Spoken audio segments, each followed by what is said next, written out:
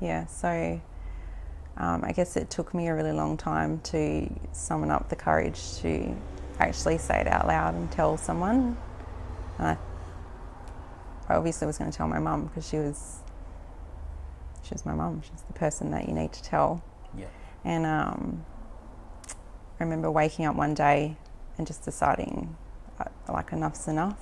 I know this isn't right. Yeah. I've got to tell someone. I can't deal with this anymore.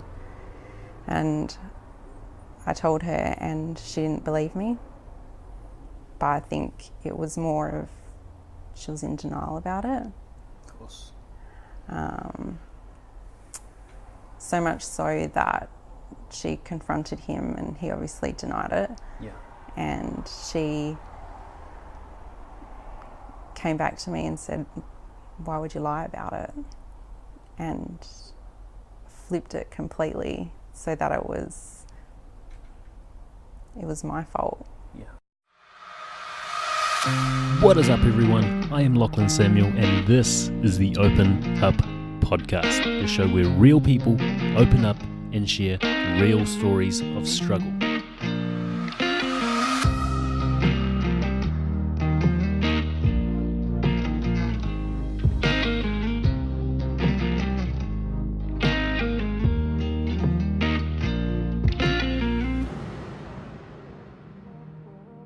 Before we jump into the episode, guys, I just wanted to preface this by saying this is Kira's first time sharing this story from start to finish in a public forum. So she's never spoken to anyone outside of her counsellors and her family and closest friends about any of this stuff. Obviously, her being so quiet and so guarded when it comes to what she does and what she thinks, she plays her cards close to her chest. So I actually feel really privileged that I had the opportunity to not only sit down and chat with her about this, but to actually facilitate the story, help her share it, and of course post it on a platform like this, the podcasting platforms. So what I want you guys to know is that this conversation is going to stumble a little bit because not only is she not fluent in telling her story, and rightly so because it is the first time, but I also stumble in guiding her through telling it and guiding the conversation as the interviewer. So what I want to say, guys, is that although we might stumble, the message is fucking powerful. And that's why I've kept this entire episode in its authentic, raw, real entirety. So no editing at all. I haven't cut out any of the pauses, any of the stumbles. Yeah, and I just really hope you enjoy this, guys. If it does resonate with you, please feel free to get in contact with either me or Kira. I'll drop our links or our contact information in the show notes below. And yeah, reach out. I'd love to hear from you. Otherwise, enjoy the episode. Yo! Alright, good to go? Yep. What is up, everyone? I'm Lachlan Samuel, and this is the Open Up Podcast, episode number 19, with Kira Wallis, who's here to share some of her deepest, darkest struggles that she's had to deal with over the last 31 years. Thanks for taking the time to be here, Kira. Thanks for having me. It's a big step for you. Yes. A massive step. It is. And it's surprising for me, being someone that knows you, not close, but just from the gym, knowing you, how passive and quiet you are.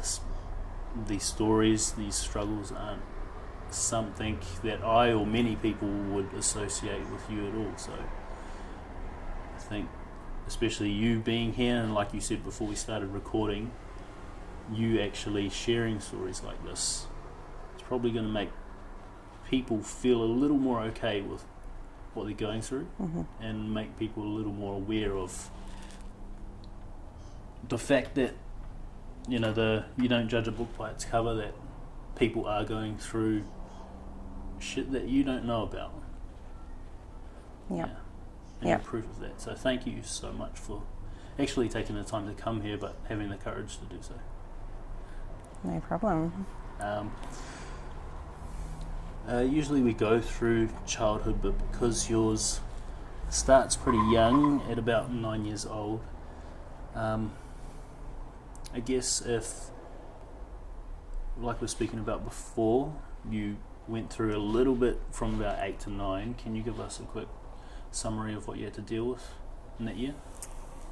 Yeah, so I guess when I was younger, I had a pretty normal childhood. I don't really remember anything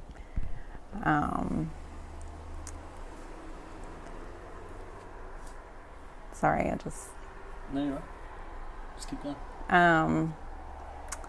So when I was about 8 or 9 years old, my mum had a few mental health issues, and she was actually admitted to a mental health clinic.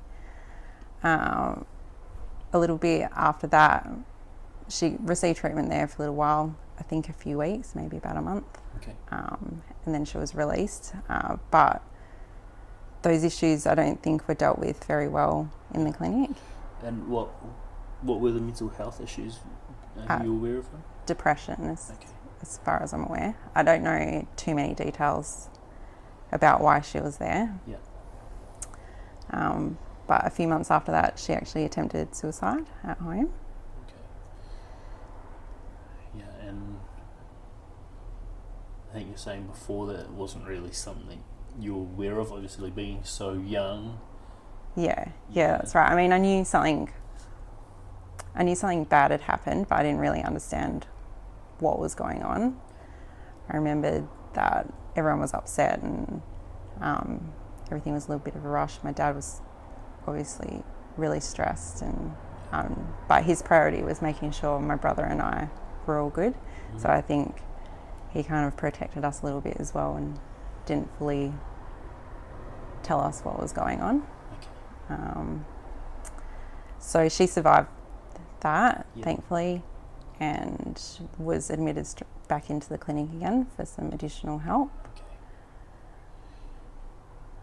And with that additional help, do you feel like she got the tools or the help she needed to deal with that depression at all? I think at the time she must have. Yeah. I don't really know though. I was so young. Of course. Yeah. Yeah, I don't really understand it. Okay. And so this is pretty much where your story starts. That was about 8 to 9 years old, that period with your mum going into the clinic, not really getting the help that you, now looking back, feel like she needed at that time, and then attempting suicide at home, not really understanding it, and then her going back into the clinic again. Mm-hmm. How long was she in there before she came out the second time? I think about another month. Another month, okay. Yeah. And when she does come out,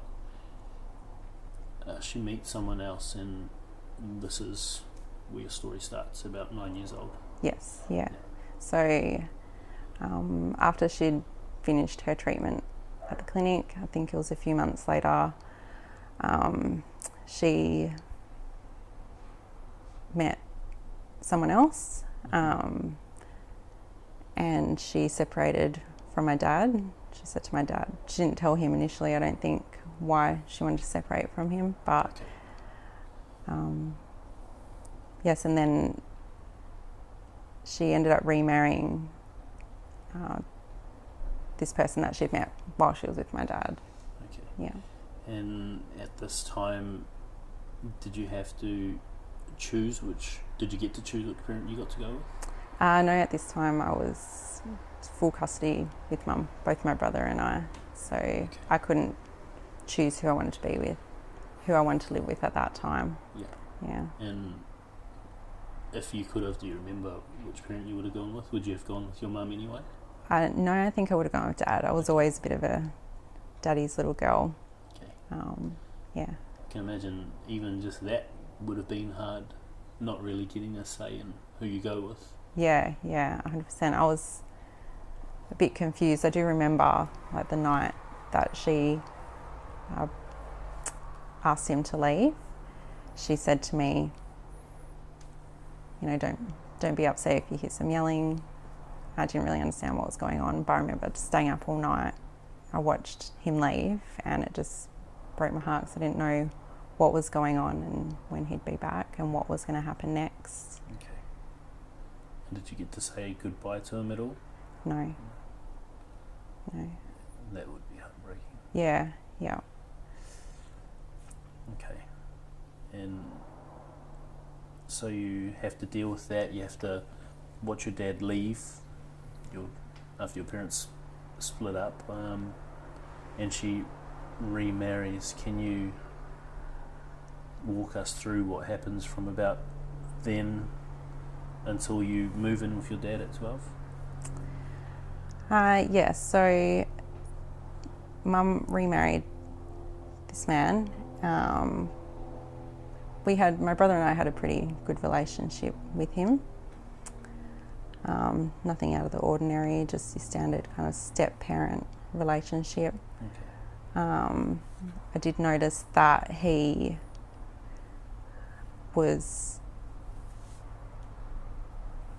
extra, I guess, friendly towards me. And friendly, do you mean friendly as in affectionate or friendly? He liked spending a lot of time with me. Okay. And I just thought, just making an effort to get to know his stepkids. But yeah, after a while, he started to take advantage of me. Yeah.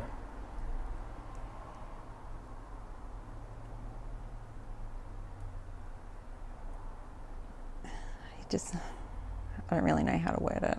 That's right, just say whatever comes to mind. Anything you don't want in, we'll get it.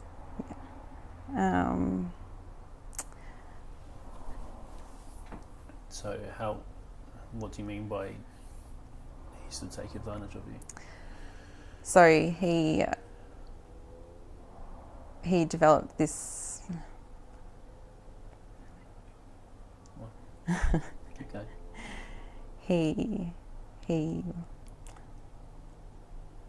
He would sexually abuse me. I guess it didn't start like that straight away. There was a bit of grooming. Yeah. I guess that happened before then. He emotionally kind of made me think that this was normal. Okay. Not that it was okay, but that it was just because he cared about me. Okay. So he slowly got you used to more and more over time until that point where he finally started sexually abusing you. Yes. So this was probably over the course of a year. Yeah. That the abuse occurred regularly. Okay. And was this, obviously he was married to your mum, so was this while your mum was out, while he was looking after you, or? Yeah, it was always while we were alone. Okay. Yeah, it did. At home?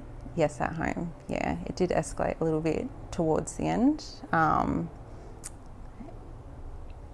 When I had friends over, but it was never with them, it was still with me. I guess I would still somehow be isolated from them at some point, but yeah. Okay.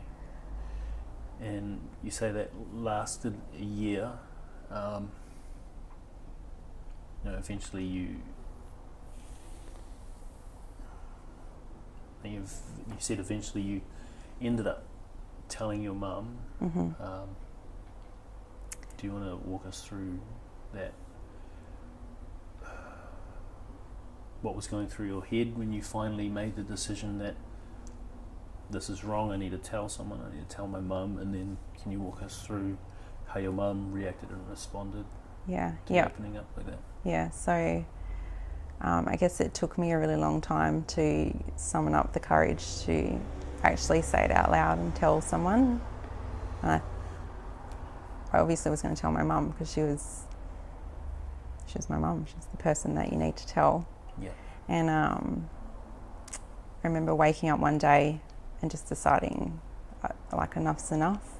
I know this isn't right. Yeah. I've got to tell someone I can't deal with this anymore. And I told her and she didn't believe me. But I think it was more of she was in denial about it. Of course. So much so that she confronted him and he obviously denied it. Yeah. And she came back to me and said, why would you lie about it? And flipped it completely so that it was my fault. Yeah. And that I'd made the whole thing up, even though I knew full well I didn't. But she had this emotional control over me, and I just thought, shit, maybe I have done the wrong thing here. Okay. And you said she made you speak to him after that as well. Did you want to explain a little bit about what she made you do then? She asked me to apologise for lying. And you did? Which I did. And she also asked me to apologise to his family. His family as well? Yeah, so she had told them that I'd tried spreading this horrible rumour, which was obviously not a rumour, but got me to apologise to them and anyone else she had decided to tell. That's it sounds like that's a lot of denial for her, and it's like her self-defense mechanism to go and tell as many people as possible that you're making this rumour up, so that if someone hears that, the first thing they hear is that it's a lie. Yeah. And it's sad. I can imagine having to go through that for a whole fucking year. And during that year, were you ever anxious about it happening again, scared of it happening again?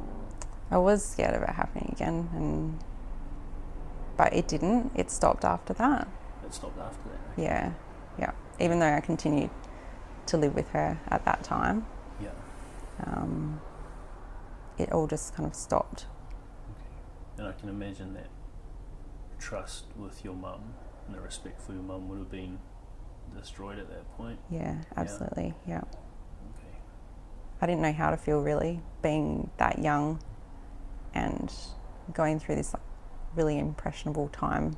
Yeah. It was just really confusing. And I guess also that battle of what's right and wrong. Yeah, your perspective of right and wrong would have been warped immensely by having to apologise to someone who'd sexually abused you for a whole year. Mm-hmm. Okay. And do you feel like your respect for authority would have been ruined because of what your mum did to you? I don't think so, but I definitely had some trust issues. Yeah, well, just with people in general? Yeah. Yeah, because obviously having him do that and then her as well. Mm-hmm. Okay. And so from there you're finally allowed to make the decision whether you live with your mum or dad, and that is at about 12 years old? Yeah, I think it was 12 or 13, I can't really remember, but that point where in the family law system you can choose who you want to live with, I was like, see you later, I'm out here, I'm going to go live with Dad. Yeah. Okay. And at this point also, Dad didn't know about these accusations I'd made. Yeah, and if your mum was so sure, if she was in so much denial, willing to go and tell his family, or the abuser's family, her husband's family, and then tell whoever else she felt like telling, why do you think she didn't tell your dad? If she was telling people that this was a lie. Because he would believe me, not her. Okay. And that's probably the scariest thing, is that she would hide something like that from her father. Yeah. And so you finally move in with him. Mm-hmm. And do you want to walk us through that next part? Yeah. So I moved in with Dad. I didn't initially tell him at first. I kind of thought, what's the point? Like, I tried telling somebody and it didn't help anything. So what's the point of telling Dad now? But it got to a point, I think it was around 6 months down the track. Yeah. I just felt like he needed to know. Yeah. And why do you feel like he needed to know? Was there a shift in mindset, a change in mindset at all? I think as I was maturing a bit as well at that age, that, I knew it wasn't right and I wanted to tell him, and I knew he would support me. Okay. And do you feel like you had built up this connection again with him over that 6 months to a point where you could? Or do you feel like that connection was there and you just needed to be ready yourself? I think I just needed to be ready to talk to him about it. Okay. And I knew it wouldn't be easy for him to hear that either. Yeah. So I was very conscious of how it would make him feel, even though I knew it was about me, really. Yeah. Okay.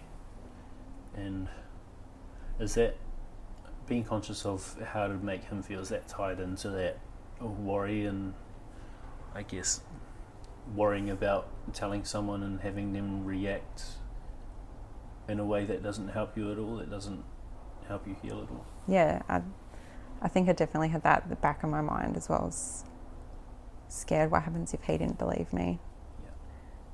Yeah. And I think also a tiny part of me was like still questioning whether you were right or wrong. Yeah. It's a scary thought. Yeah. To know you've actually gone through something like that. You told your mum, you've been made to apologise, looked like a liar, and then to be living with your father, the person who you probably would have wanted to live with anyway, having that connection already there, but just needing to overcome this fear. And that's probably an innate fear of most people that go through sexual abuse, is that you're either going to be judged or not believed. That's the worst bit about it, and that's why I think, what was the stat you said that about people reporting it? I think I read somewhere that most child sexual abuse survivors don't report it for another 24 years until after it's happened. Yeah.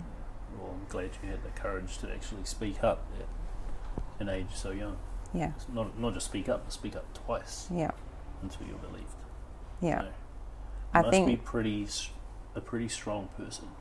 I know I have a pretty strong drive as well personally, so I think that came through in just knowing that I needed to take care of this. And yeah.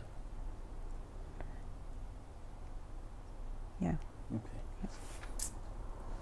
So you finally tell your dad, or you finally work up the courage to get over that fear of your dad reacting similar to your mum.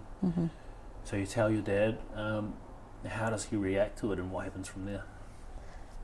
Dad was, I remember, surprisingly calm. Really? I think he hid it very well. Like, I knew he was upset. Yeah. But for my sake, kept his shit together. Okay. No doubt he would have been a mess behind closed doors. Yes. I'm sure. Yeah. And I don't know how he didn't go over and hurt him. Yeah. Yeah. But he was incredibly respectful person. Wow. That's powerful. Yeah. Even with when him and my mum separated, I don't really remember him saying anything bad about my mum in front of us. That's an amazing trait. Yeah, because he treated us like adults, you know. We can make up our own minds about people, and I think that helped as well with me wanting to talk to him about it and get this out in the open. Cool. Yeah. Oh, and so you tell him, and he reacts well. He's calm. He's not angry in front of you at all. No. And what happens from there? He encouraged me to report it. Mm-hmm. Him and his girlfriend at the time were both really supportive, you know, telling me I've done the right thing. It's not right that it happened, and that by reporting it and making a statement that I can stop this happening again to somebody else. Cool. Okay. And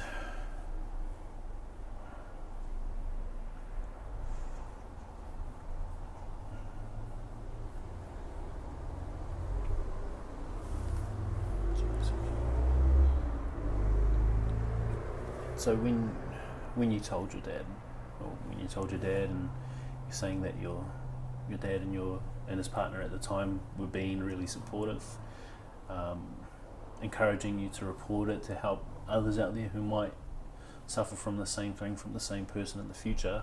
Mm-hmm. Throughout that time or that period, had you told your dad that you'd already spoken to your mum and she didn't believe you and she made you apologise? Yeah, I did tell him about that, and I do actually remember him confronting her about it, and she still denied it and still implied that I was lying. Man, that is scary. She kind of made me sound a bit like Crazy. I did it on purpose, to get back at her for some crazy reason.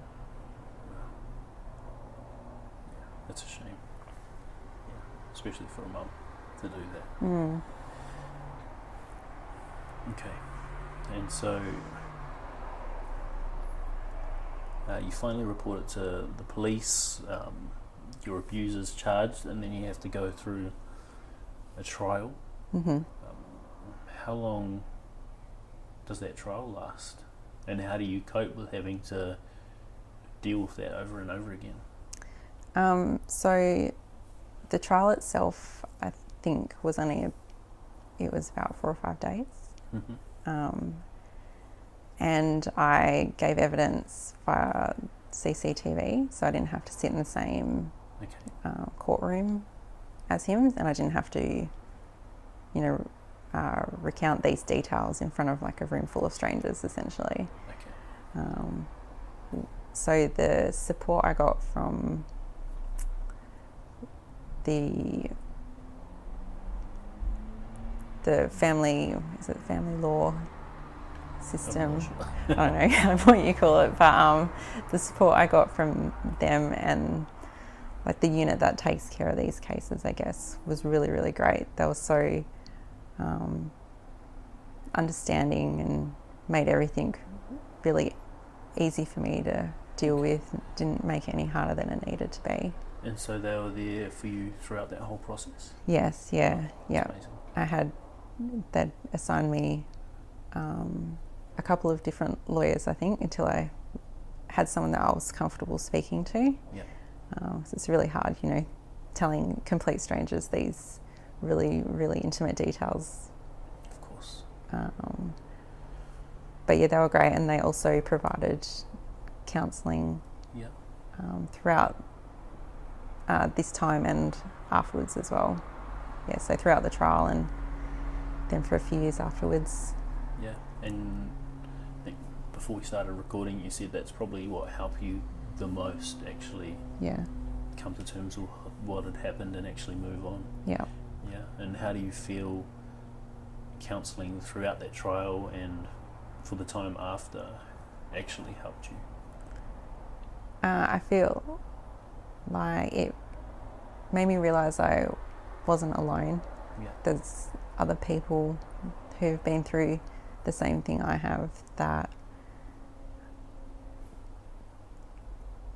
it's normal to feel the way I was feeling. Yeah, well, especially with having gone through what you'd been through, having been abused like that for so long and then not being believed. I can imagine you wouldn't be sure what to feel.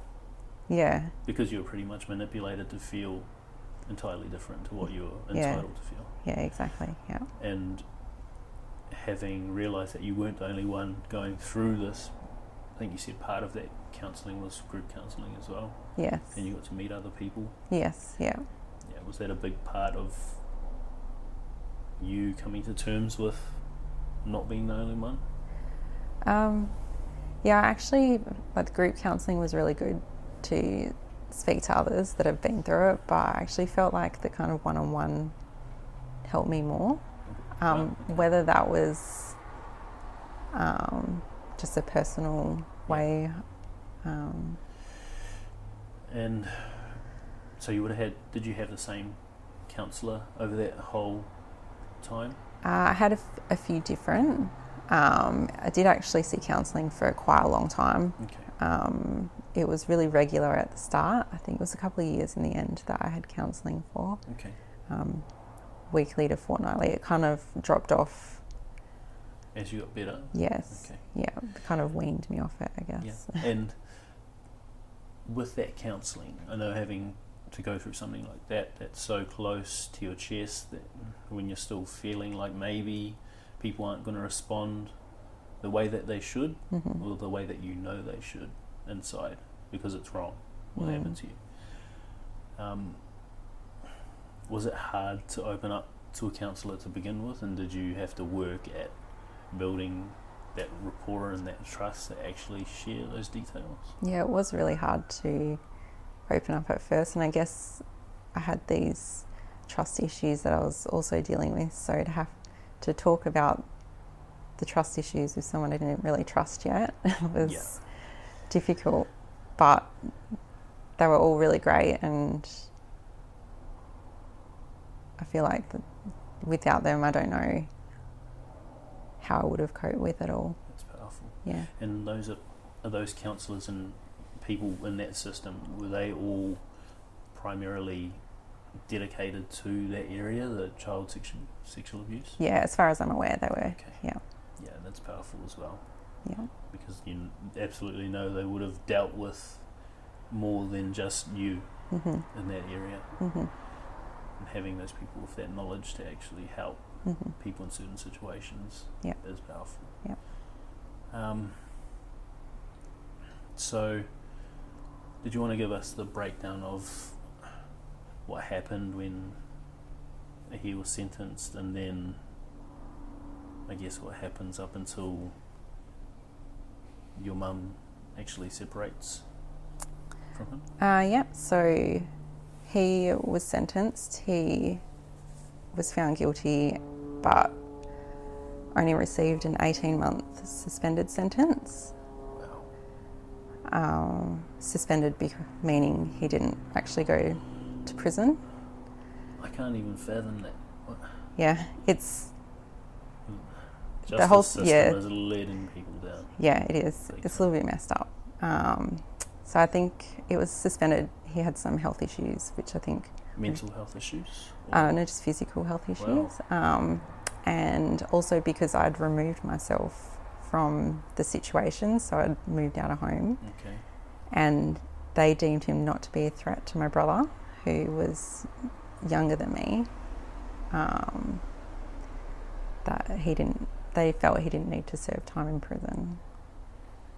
That's strange. Yeah. Yeah, that's really strange. Yeah. So he does have a record, but never just did the time, I guess. I can imagine that would have been hard to take. It was. And how old were you then? Were you about 16, did you say? Yeah, I would have been about 15, I think. It's 15, 16. 16. It's hard to hear that because, I've gone through all of this. Yeah. Gone through the statements and the lawyers and the trial and bearing everything to everyone. It's sort of like another slap in the face, like what your mum did. Yeah. Like, I guess I questioned a little bit, was it worth it? Yeah. I feel like, looking back now, obviously you questioned it then, but looking back now, do you feel like it was worth it? 100%. Yeah. Yeah. If you hadn't have gone through that, you wouldn't have got the counselling. Yeah, You exactly. wouldn't have found the people that could help you through. Yeah. And then at least now he has that record, Yeah. so he's less of a threat to Yes. Yeah. people and areas. Yeah. Okay. And that's something I want to acknowledge about you too. That takes a lot of guts, especially that young, to not only talk to your dad and then report it, but to have the courage to go through everything you had to go through in that trial, and then to hear the sentencing or the verdict, and then to still continue with counselling and work on yourself to get through it. Mm-hmm. Yeah, it takes a lot, and I think you need to, if you haven't already, congratulate yourself for actually fucking doing that. That's big. That's amazing. Thank you. Yeah. Okay. So he was deemed not a threat to your brother, and does your brother end up staying with them? Yeah, my brother lived with them throughout this whole time. Yeah. My dad continued to fight for full custody though. Okay. Not only because of that, but just because my dad had always fought for full custody throughout the whole divorce. Wow. He eventually won, and Mum was deemed unfit to take care of my brother full time. Okay. And was there any reason for that at all? Mental health issues. Yeah. And so he came to live with us full time at that point. Yeah. So I was about 16. He would have been about 13, 14. 16. Yeah. Okay. And so it's actually quite a lengthy period of time, or a few years in between this point where your mum loses access to your brother and he actually moves in with you and your dad, Mm-hmm. until your mum actually separates from her husband. Yeah. So I guess after all of that happened, life went back to normal, as much as normal it can be, I guess. Yeah. My brother still continued to see my mum Yeah. on and off. They still had a relationship. I, at this point, didn't really have a relationship with her at all. Which is understandable. Yeah. Until I received a phone call out of the blue one day from her. Mm-hmm. She was a bit upset. Said, "I'm sorry about everything. I'm sorry I didn't believe you. I want your forgiveness. Can I see you?" So I agreed to go and see her. Just, see what she had to say. I didn't hate her. She's still my mum, so... There's just no trust and no bond there, because she'd pretty much taken it all and thrown it away. Exactly, yeah. So I did go and see her, and she had said to me, "I believe you now." She told me that she had caught him abusing another minor. Okay. She'd caught him in the act, basically. In their house? Yes, in their house, yeah. And all of a sudden, it's like this light bulb must have gone off for her. Yeah. It's sad that it had to take that. You had to go through trial. You had to pretty much detail everything, bare your soul, Mm-hmm. bare your scars, and everything you had to deal with. And still that didn't register with her. No. And Yeah. I don't really know what was going on in her head. Yeah. Even now, it still baffles me a little bit. Okay. Yeah. And I guess this is really where this chapter of your life ends, but did that light bulb moment for your mum where she catches him with another minor in their house, does that change your relationship at all, her seeking forgiveness and wanting to see you? I guess I was a bit... Was that like a moment of relief, like a fuck, thank God, finally? It was relief, but also at the same time, kind of like, why did I have to take this stranger? Why didn't you just believe me, your own daughter? in the first place. It was still like a really confusing thing for me to get my head around. But you know, at the end of the day, she's my mum. I want to give her a chance. I want to maybe give this relationship a go. And if she's not with him anymore, which is, you know, the primary reason we don't have a relationship, maybe we can work something out and put this behind us. Okay. Yeah.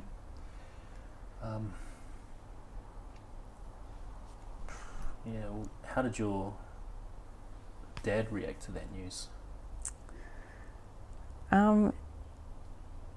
Like I said, he's just supportive in everything that I did. So, you know, he said and by this stage, I was in my early 20s. Okay. So,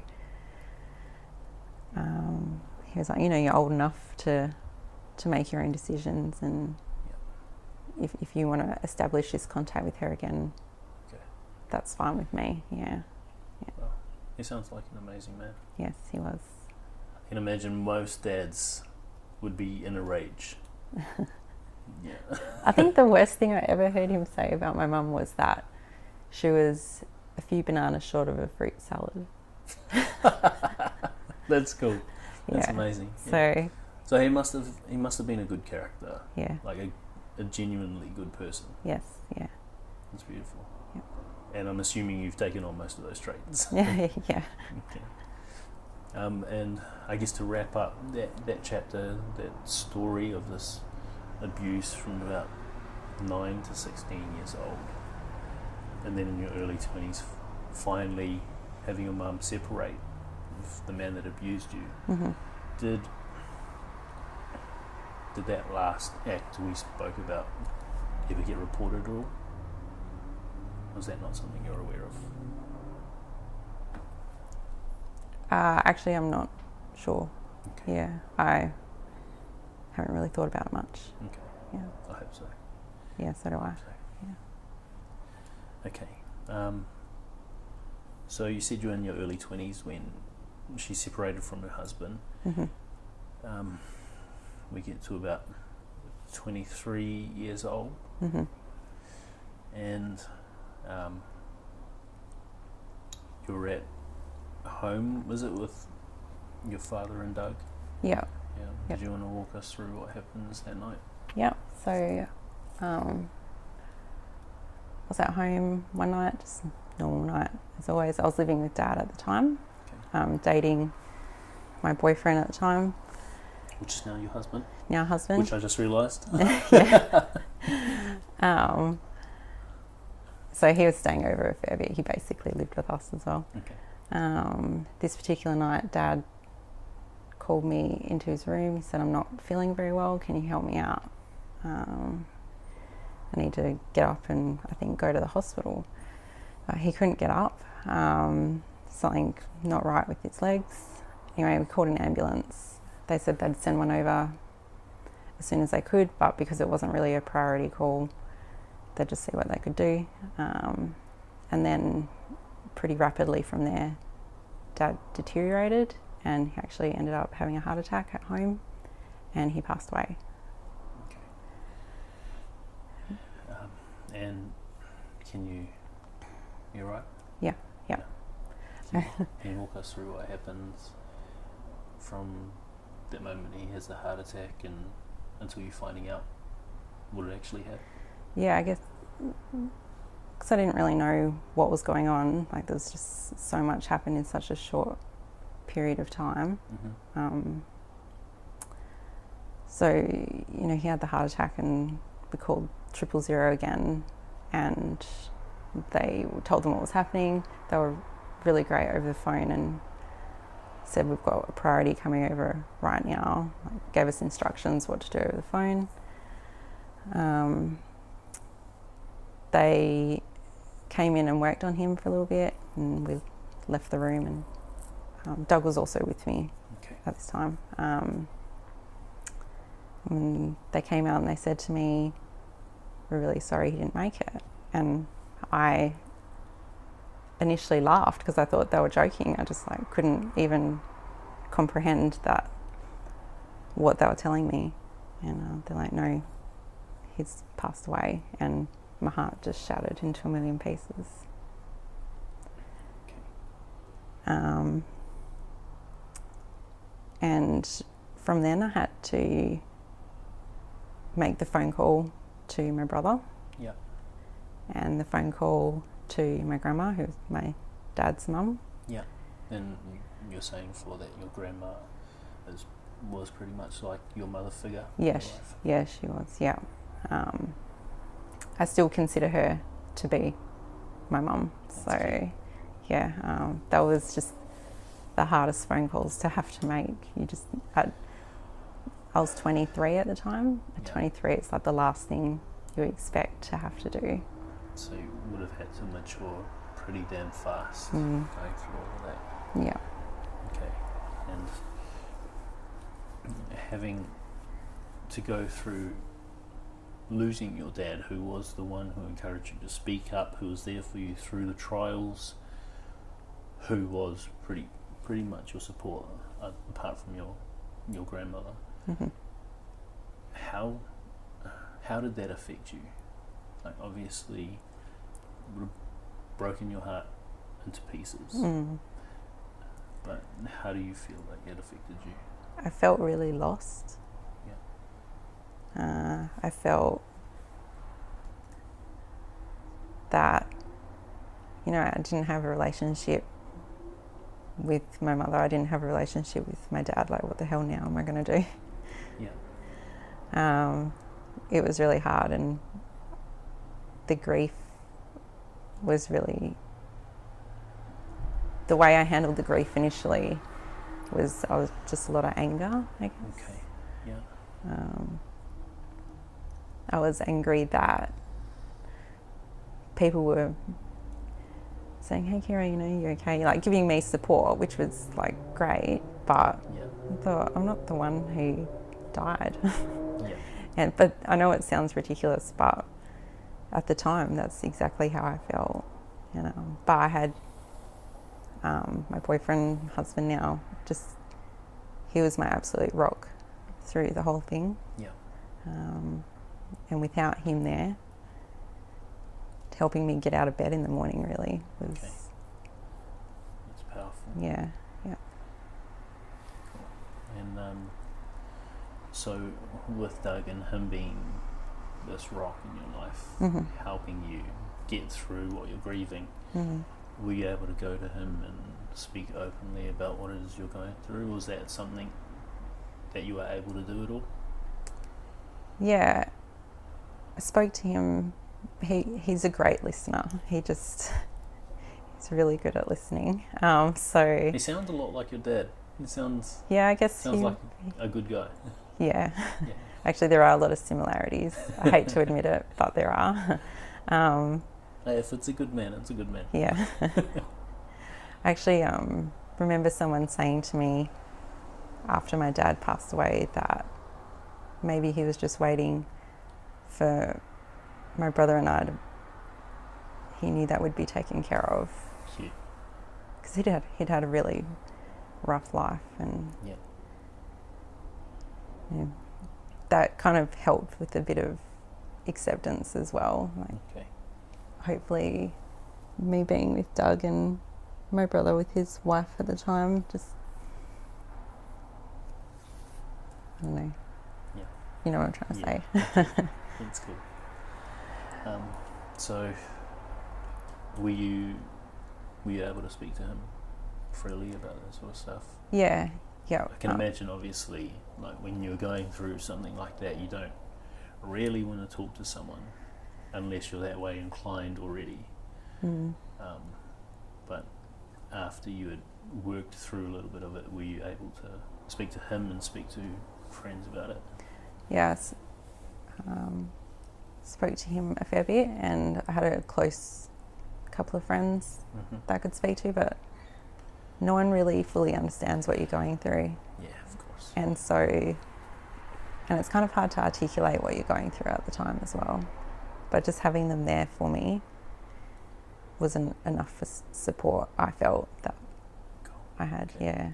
Yeah. And did you feel like you had enough support? Yeah. Yes. Yeah, that's powerful. Yeah. And My brother and I. Yeah. We're there for each other. Okay. So were you both able to communicate?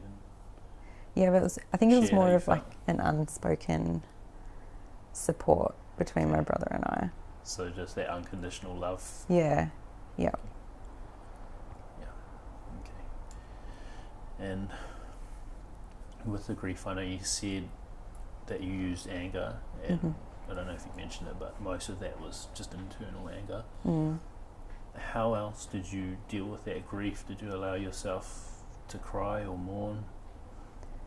You seem like a real resilient and strong person. Is that part of your character? Did you let yourself get to that emotional state at all? I do. It's probably more behind closed doors, and I'm very resilient. Yeah. I think I get... There's nothing wrong with doing it behind closed doors as long as you're allowing yourself to grieve how you feel you need to. Yeah. I felt the way that I dealt with it was the best way for me. That's awesome. Yeah. And so for you, dealing with it was behind closed doors, that connection with your brother, and then having that support network with Doug and your friends. Doug's family also were really supportive. Okay. I lived with them for a little while afterwards, so I just didn't want to be in that house anymore. And yeah, they were really great through it all, his mum in particular. So. Okay. And well, looking back on that, what do you feel? I can imagine, like, obviously you're not going to get over something like losing probably one of the biggest parts of your life so suddenly like that. What do you feel helped you recover or cope the most? Talking about it. Okay. Where I could. Yeah. Yeah, that's mostly... Were there any barriers to you actually talking about it? Or were you very particular in who you chose to engage with that conversation? Yeah, and I was always really conscious of how I made others feel when I talked about it. Like, I don't want to... I know it can be uncomfortable for people to hear it. Yeah. So I don't want to make them uncomfortable, if it just for the sake of making me feel better, because it probably wouldn't make me feel better. Yeah. Well, so how do you, if talking about it was what helped you the most, how did you go about, if you can think back? Obviously it's probably something you don't want to remember, but if you could think back and I guess analyse how you approached that situation, or how you chose who you were going to speak to. Yeah. Was it primarily with Doug and your close friends? Yeah, primarily with Doug, I would say, and I'd just be like, hey, I just really need to chat and get this off my chest. Or sometimes it would just be, I just really need to cry. I just really need a hug. Cool. And just to have someone there to just give you a hug, and even without words, would help. Just to know that there is someone there that you can lean on, and that's going to be there to support you through it all. Yeah, and especially having that worry, like you said, with not wanting to burden people with how much grief you're suffering through. It's really important to have people close to you that you trust, that you know are going to be there for you when you open up. And that's a real important part of grieving, is choosing the right people to open up to. I feel lucky enough that I had some really great people in my life. Cool. Yeah. Happy for you, buddy.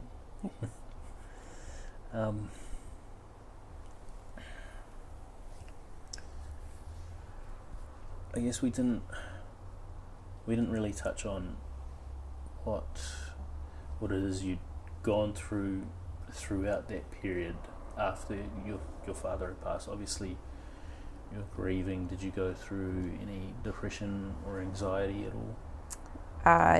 Both depression and anxiety. Mm-hmm. Anxiety more so, and that's kind of carried on for quite a while. I'm still suffering. From the first story? Yes, yeah. I've pretty much dealt with anxiety for most of my life. Okay. And how does anxiety affect you? I don't let it control me. Yeah. But sometimes it's really hard to not let it control you. Yeah. And how does it manifest itself in you and in situations? Like, how does it make me feel? Yeah. Like there's this crushing weight on my chest. Just, I can't breathe sometimes. Just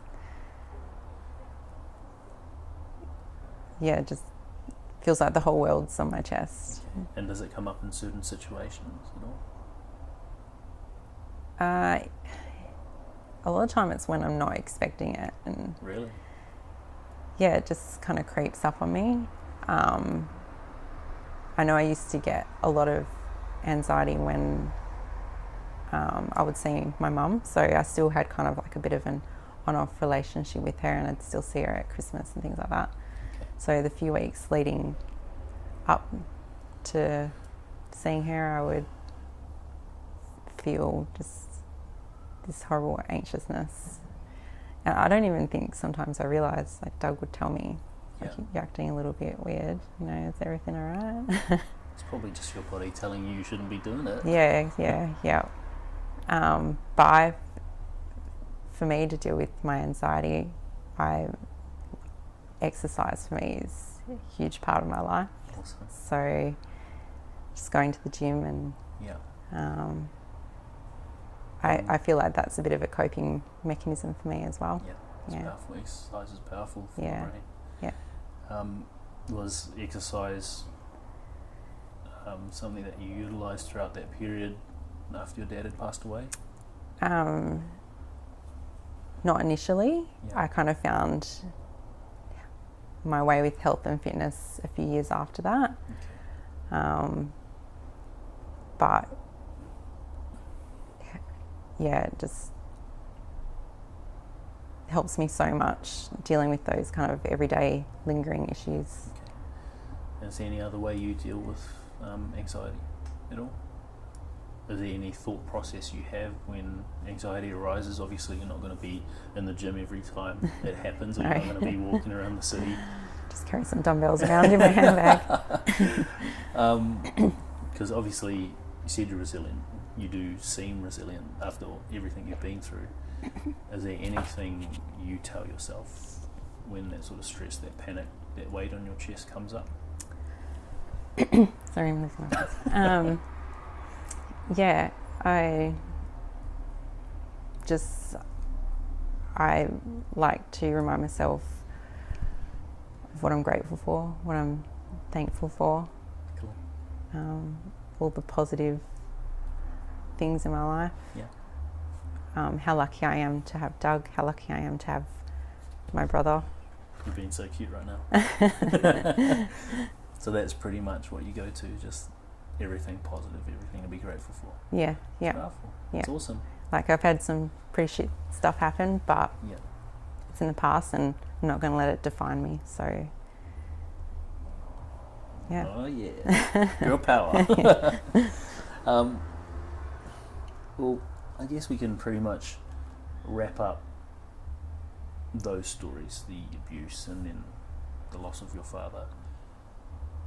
We've covered some of the recovery, or some of the issues you went through, the recovery. I guess the lessons, we'll wrap up with the lessons you can take away from both of those.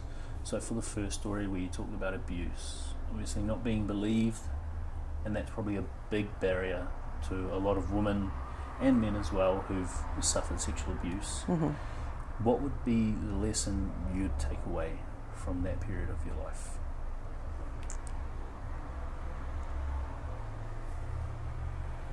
Or what advice would you give someone who's in that same predicament, tossing up whether to go down that route or not? I would tell them that it'll be hard, but 100% worth it. Whether you choose to actually go and report it and take action, you don't necessarily, if you don't feel ready to do that, that's fine, but just talking to someone, kind of starting that process, there's always going to be someone there to listen. They're not going to judge you. They're not going to tell you that you're doing the wrong thing. You know, and there's so much support out there now. And like what you did, you waited until you felt ready with your father. And he was probably the closest person to you. So you made sure you chose someone who you felt like would be on your side, who would support you. But you chose them and told them when you were ready, which is probably the most important bit. Yeah, that's powerful. Thanks, buddy. So for the story, we lose your father suddenly. Was there a lesson you took away from that, or is there any advice you'd give to someone who's currently grieving the loss of a parent or someone as close as that? Like it's going to be a bit shit, and it'll probably be shit for a while, but they're always going to be a part of your life. And they would want you to not, I don't know. Not mourn for too long? Yeah, well, not mourn for too long, but I know, like, personally, my dad would be like, oh, come on. You've got better things to worry about. Stop worrying about me. But, yeah, it'll be okay. Yeah, it'll be okay. And I think the biggest lesson as well was that the fact that you had someone like Doug to speak to. Yeah, I consider myself extremely lucky. And not everyone's lucky enough to have that, but there are people, no matter what, that will support you through the whole thing. Bit of a random question, but if you had the opportunity to say something to your dad, do you have any idea what you'd say to him?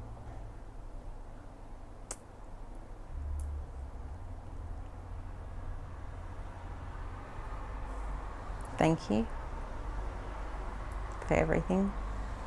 And I just tell him I love him again. Yeah, you make me cry. That's alright, you can cry. Don't hold anything back, buddy. Moving on, don't have too much left, but moving on, we'll move on to your quality of life at the moment. What would you say your quality of life is like right now?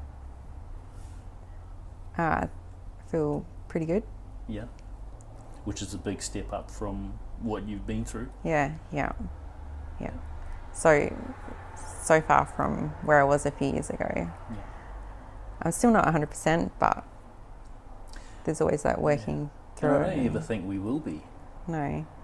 Everyone's got to deal with something at some point, so we're never ever going to be 100%. I think, and we're all human. Yeah, that's the problem. We all feel stuff, so yeah. Like, it's normal to have your good and bad days. Yeah. And I know that, so. And you're now married to Doug? Yes. How long have you guys been married? Almost 5 years. Wow, congrats. Thanks. Okay, so anything you've added or removed to improve the quality of your life? I think just, like I said before, reminding myself of all the positive in my life. I think, I used to focus a lot on the negatives. Yeah. And just kind of flipping that around and flipping that mindset has just helped me loads. Yeah. And it's hard to switch from a negative, especially when you've gone through what you've been through. Mm.